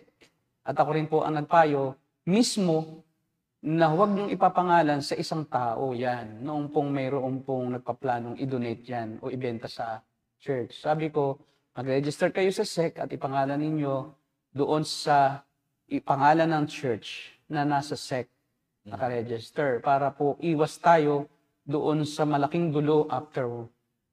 So, after some time. Kasi tiyak may maging interest talaga dyan. Kaya po, malinaw na malinaw, legal po ang aming ginagawa at biblical po ang aming ginagawa. At wala po kami ritong personalan. Ministry lang. Ito pong ibinigay sa aming ministry ever since. To expose false teachings and false practices. Kaya, ginagampanan lang po namin kung ano po yung binigay sa amin na tungkulin at gawain ng Diyos na makapangyarihan sa lahat. Kung di po namin ito gagampanan, mawawalan po kami ng korona sa paghukom sa mga mananampalataya, sa pagkukorona sa mga Kristiyano. Yan po, tinutulan nila. Sino daw po ang mga sons, children of God? Sino? Sabi dito, those who receive Jesus has given the right to become children of God sa John chapter 1 verse 12. Although Paul mentioned in 1 Timothy chapter 1 verse 2 that Timothy was his son in the faith, it is clear that we all are to be taught about our sonship under God. Kasi ang sons lang in the house, ayun lang nagbibigay kasi. Parang sa kanya, hindi niya anak yung hindi nagbibigay. Parang hindi anak ng Diyos. So, lalabas, parang ampon ka lang ni Kristo. Ampun lang. Opo. So hindi. Ang sabi ng ng Philippine for Jesus Movement, lahat ng mga nanampalataya, ibigyan ng karapatan maging anak ng Diyos. Hindi lang yan nagtatides. Bakit tides na ang basihan ngayon ng pagiging anak? Imposible na yan. May selfish intention na lang ang taong yan. Motivation. Ano pa? Sabi dito, Romans chapter 8, verse 15 to 16, the spirit you received does not make you slaves so that you live in fear. That you live in fear again. Rather, the spirit you received brought about your adoption to sonship, and by him we cry, Abba, Father. Tama-tama. Ano? The Spirit himself testifies with our spirit that we are God's children. Biro mo, tama itong doktrina nitong Philippine for Jesus Movement, si Toriology, no? Hindi yung sino mang self-proclaimed apostle po, Pastor. Hindi. Hindi siya yung inyong mag-ituturing lang na ama sa faith. Ano pa? And then Galatians chapter 4 verse 6, of His Son into our hearts, the Spirit who calls out, Our Father. Binibagit po dyan. Then, dito na po sa C. Did the apostle ask from those they lead to Christ financial help for themselves? Yun. Anong sabi ng PGM? Sabi po ng PGM, the Bible teaches that the apostles were in fact careful not to become burden to other believers. It is written sa 1 Thessalonians chapter 2 verse 9, don't you remember, dear brothers and sisters, how hard we work among you night and day. We toiled to earn a living so that we would not be a burden to any of you. Ganda ng prinsipyo nito. Hindi sila nangihingi lang, no? As we preach God's good news to you. Aba. Biruin mo. Salungat po ito, Pastor, doon sa ginagawa. Oo. Sibot siya. Hingi lang ng hingi. Hingi lang hingi eh. Bay, dapat kayo magbigay kasi ako na may nagbibigay sa inyo ng bread and oil. Aba, karapatan namin, sabi ni Butchan. Biruin mo itong mga taga-PGM, 1,000 plus na pastors sumasang-ayon kay Pablo. Kahit heads up po tayo dito. Heads up po tayo dito, no? Sa O na PJM. nagtrabaho kami at hindi kami nagpabigat sa mga Kristiyano. Ang ganda ng prinsipyo. Opo. Kung ganito lang talagang prinsipyo ng mga pastor, itataas ang ano natin sa lipunan. Opo. Ang pastor kikilalanin. Yung kilalanin. Biro mo, nagsasarili siyang sikat. Alam mo kaya bumababa talaga ang tingin ng mga tao, lalo ng mga politiko, sa mga pastor, ay dahil hingi ng hingi. Mga hingi lang niya yung mga yan. Nakakahiya. Lalo yung hindi nila miyembro, meron pang magchat-chat sa akin na hindi ko naman kilala. Tapos biglang, di ko rin naman miyembro. Biglang magchat-chat, kami po may camp. Biruin mo, kabataan na pupunta sa ganyan, baka po pwedeng makahinging tulong sa inyo. Sabi ko, tika, may sarili kayong iglesia, ba't di kayo mag-provide sa sarili niyong bahay? Meron pang manghihingi sa akin na hindi ko naman siya talaga ka-church. Hindi ko rin pareho ang belief system. Biglang hihingi ng tulong, pamasahe daw. Papuntang kung saan-saang bansa. At bakit? Magmi-mission daw sila ng 2 weeks. Hindi naman ako naniniwala sa short-term missions. Anong gagawin mo sa 2 weeks? Ano yun, mamamasyal ka gamit yung pera ko? Magliliwaliw ka doon, tapos sasabihin mo, ako'y naglilingkod sa Diyos? Kadalasan, ginagamit lang naman yung mga short-term missions na yan ng mga kabataan para makapunta sa ibang bansa. Pag naroon sila, swimming sila, hindi naman nangangarap. Pasyal-pasyal, punta sa museum, sakay sa train. Diba? Nagliliwaliw doon sa Japan. Tapos kunyari ay mangangaral, pipicturan. Pa-isa-isa lang, pero mas maraming enjoyment. I don't believe na magiging mabisa yung ganyan na 2 buwan, 2 linggo. No, you can't preach the word and expect for fruit sa ganoon lang kaliit na panahon. Tama po, Pastor. At saka hindi commensurate yung gastos doon sa ginagawa. Laki-laki ng pamasahe, pangihingi mo. Tapos, hindi rational. Dapat, mag-stay na matagal doon. Oo. Kung gusto mo, doon ka na tumira at doon ka na maglingkod sa Panginoon. Di ba? Oo. Pero huwag kang aasa sa hingi-hingi. Magtrabaho ka, magbanat ka ng buto-but yan. Puro ka lang hingi ng hingi at hinihinga mo pa, miyembro ng iba. Yun ang sinabi sa akin ng pastor eh. Kahit hindi miyembro na, binibigyan ng GCash. Pero may isa pa daw doon na nagbibigay 20,000 talaga per week o per month. Pero isa lang yon. So kung meron kang 1,000, may 20,000 ka. Oh, grabe, 2 million. Kaya itong mga ito po, 200,000 a month. Malaki ang expectation nila pag sila nag-speak. Ang ini-expect po nila, malaki ibibigay sa kanila. Hindi sa kanila pwede nung naririgaluhan sila ng yung mumurahin lang. May regalo. Hindi daw mahal yan. You don't love me if you don't give me more. Give me more. So that proves that you love me more. Ganun pala. More and more.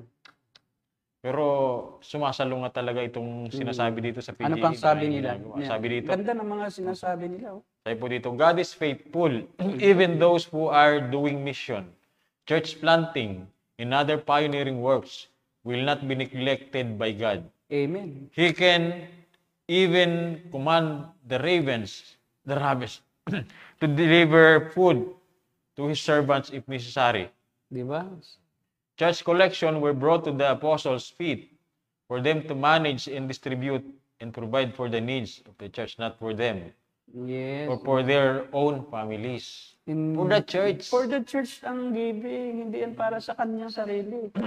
Kala siguro ni Butchal, nang bigyan sila Pablo ng tulong ng mga taga Pilipos, ng mga taga Corinto, ay para kay Pablo. Hindi nila nabasa. Dadalhin sa iglesia sa Jerusalem dahil may famine. May taggutom noon. Kaya nangulikta sila. Hindi para sa kanila iyon. Akala ni Butchal, para sa kanila. Pampayaman, hindi. Para sa iba yon. Para ipamahagi. Sa hindi kayang magkaroon. Walang means. Ano pa ang sabi dyan? Wala na po. Ayan ka lang. Sige. Yan, sa kabila. Sa kabila. Wala na yata. Ayun, sa kabila. Dito sa kabila. Yan. Sabi dito, with great power, the apostle continued to testify to with the resurrection of the Lord Jesus. And God's grace was Kasi naman, ang power yung pag-testify. Opo. Oh. Ang power, yung pangangaral. Hindi yung ano, Yung power na dynamite. dynamite. Ano yun? Pasasabugin mo yung mga pinangangaralan mo. Pag di ka din, binugbog ng mga yan eh. Ewan ko lang. Paano ka makalaban? Diba? Apaalang ang panlaban mo. Yeah. To testify to the resurrection of the Lord Jesus Christ. Oh, nag-speak in tongues ka na. Oo. Nahawa na po ako. Napuspos ka. Oo. Okay. Nakakapangilisag balahibo. Ano pa? Sabi ko dito, and God's grace was so powerfully at work in them, all that there were no needy persons among them. So yung power na work, yung nagbibigay ng tulong sa kapatiran, hindi sa pastor. Naman. Walang nagugutom kasi yung power ng Diyos na nakahabag sila, yun yung power. Yun yung power.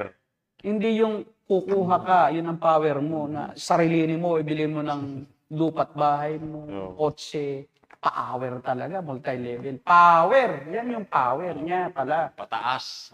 Ano. Power. Multi-level marketing talaga eh. Yung power niya eh, galing doon eh. Okay, Parang itong sa Gitel, si Balyano. Oh, si Balyano, sabi niya, huwag ka daw makontento pag 30,000 ang sweldo mo. Eh kung sabihin ko sa iyo, sa Thailand, ang sweldo ng mga 100,000. Ba? Iniintays pa yung mga mananampalataya na huwag makontento.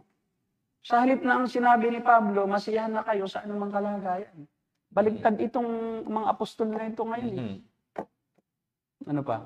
Sabi dito, moreover, the issue on why Abraham gave tenth of all the spoil he got from his enemies to Melchizedek. Yan. Sa Genesis chapter 14 verse 20 is not trivial nor simple, but one thing is clear, to stretch it and say it support this new teaching where sons are supposed to give to their fathers is at the least erroneous in fact. It is eisegetical. Speaking tongues ka talaga. Nalalaban ang mata ko po dito, hindi ko mabasa. Ito na lang po sa isa. It breeds complication within the church people, will stop supporting the ministry in evangelism, discipleship mission.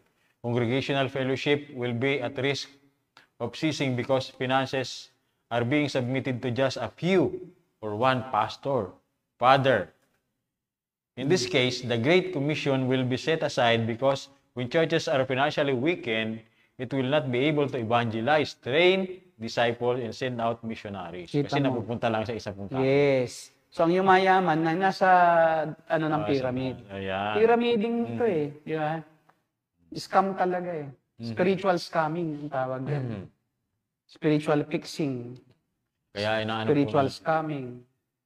Spiritual, di ba, yung bribery.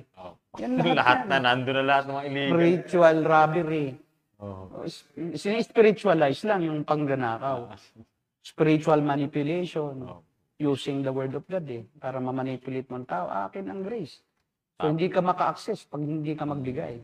Tapos, parang kakatiin mo pala yun, yung bomba bago ka makakuha ng tubig. Yung pala yun. Paglalagay ka muna, di ba? Yun. Tapos, sila pa Okay, tama. Napakaganda ng pananaw ng PGM, no? Na sila talaga ay nagsasarili, gusto nila na hindi magpahirap sa mga miyembro. Ito pa, Pastor, yung sinasabi sa letter D. What does the Bible say to those who serve God? Yan. Binanggit po nila dito in Mark chapter 10, verse 29 to 30. Reminds us, truly I tell you, Jesus replied, no one has left home, or brothers, or sisters, or mother, or father, or children, or field for me, and the gospel will fail to receive 100 times as much as in the present age. Home, brothers, sisters, mother, children, and field, along with persecutions, and in the age to come, eternal life. Sabi po dito, this in many other passages would assure us that if we serve God to the exclusion of all others, serving only Him, and not money or fame turning our backs on the world and all its offering, He will prosper us in this world. Yan, binanggit po nila yung Psalms chapter 37 verse 25. Okay. Once I was young and now I am old, yet I have never seen the godly abandon or their children begging for bread. Pero malinaw po yung sabi dito dito sa isang part. Hindi sila manghihingi. Hindi sila manghihingi. Sa mga tunay na Kristiyano ay bibigyan ng Panginoon. Opo. Kasi naniniwala sila na nagpo-provide ng Panginoon. Provide ng Panginoon ang pangailangan nila. Hindi aasa sa tao. Hindi ka manghihingi ng tithes, ng direkta. Ang sinasabi nila ang tithes para sa iglesia, para Sa iglesia. makatulong sa mga kailangan. Yun po ang mindset. Iyon. Hindi yung iglesia, yung tithes, kukunin. Alam mo, may ganun eh. Kukunin na nila, no? Pagka tithes and offerings, kukumputin agad. Silid sa bulsa daw. Grabe. Wala nang natira. Baka po Doon sa, kupitin. paano kung may magkasakit na kapatid? Yun. Oh. Kawawa. Anong itutulong ng iglesia sa kanila?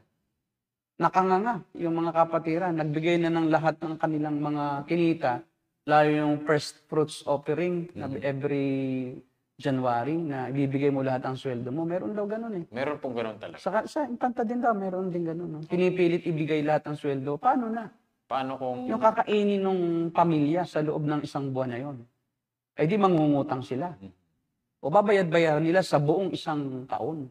Dahil lamang itong pastor gustong magkaroon ng bagong salaset, bagong kotse.